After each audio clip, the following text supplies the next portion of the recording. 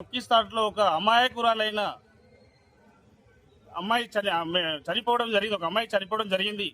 దీనికి మూల కారణం అల్లు అర్జున్ వాళ్ళ టీం అని చెప్పి మేము చెప్తున్నాం. ఈరోజు చిక్కడపల్లి పోలీస్ స్టేషన్లో అల్లు అర్జున్, సుకుమార్ ఆయన టీం పైన కంప్లైంట్ ఇవ్వడం జరిగింది. వీళ్ళు ఇప్పుడు అక్నాలజ్మెంట్ కూడా ఇవ్వలేదు. డెఫినెట్లీ మేము హైకోర్టుకు వెళ్ళి ఇంతకుముందు గతంలో జరిగిన సంఘటనలు కూడా హైకోర్టు మొట్టికాయలు వేయడం జరిగింది. ఎందుకంటే ప్రీమియర్ షోలు నిర్వహించొద్దు, ప్రీమియర్ షోలకు సంబంధించిన టికెట్లు పెంచొద్దు, హైప్ తీసుకురావద్దు.